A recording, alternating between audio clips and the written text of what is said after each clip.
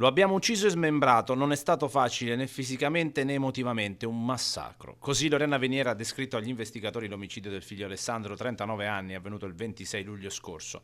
La donna ha parlato di premeditazione, secondo quanto riferito da Lorena, la decisione sarebbe maturata per paura. Eravamo terrorizzate da lui, ha dichiarato. La situazione sarebbe precipitata quando Alessandro aveva annunciato l'intenzione di trasferirsi in Colombia, dove aveva acquistato un terreno per coltivare cacao e frutta. Il suo progetto includeva la presenza regolare di Maylin e della neonata, con viaggi 2 volte l'anno. Lorena ha raccontato che Alessandro perdeva il controllo, picchiava la compagna, non riconosceva la sua depressione postpartum, la colpiva con un nerbo da cavallo e più volte minacciava di ucciderla. Diceva che una volta in Colombia l'avrebbe portata nella foresta per annegarla in un fiume. In passato aveva aggredito anche la madre, mi ha tirato un coltello e una bottiglia in faccia. Da tempo non lavorava e secondo quanto emerso era coinvolto in traffici di armi.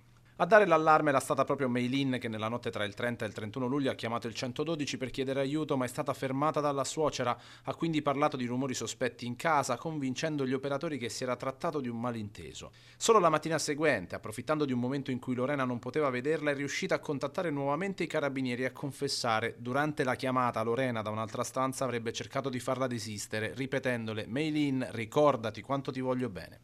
Poco dopo Lorena ha ammesso tutto, registrando una confessione con un cellulare di oltre 26 minuti, considerata pienamente utilizzabile dal giudice per le indagini preliminari.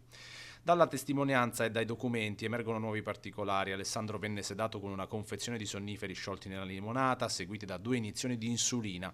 L'uomo rimase cosciente, seguì un tentativo fallito di soffocamento con un cuscino. Poi, mentre l'uomo era disteso supino, sempre secondo la ricostruzione, Melin gli legò 2 lacci da scarponi al collo e cominciò a tirare puntando i piedi sulle spalle. Lorena si allontanò per calmare la bambina. Quando tornò, Melin stava ancora stringendo. A quel punto l'aiuto della suocera e la morte è avvenuta intorno alle 21:30 del 26 luglio. Dopo il delitto, le 2 donne hanno tentato di nascondere il corpo. Lorena avrebbe trascinato il cadavere verso la rimessa con l'aiuto di Maylin, ma non riuscendo a farlo entrare nel bidone, decise di smembrarlo. Ho preso un coltello da cucina, ma non avevo considerato le ossa, ha spiegato. Dopo aver tentato di tagliare l'addome, utilizzò una sega da legna. Ho fatto tutto da sola. Maylin voleva aiutarmi, ma ho rifiutato.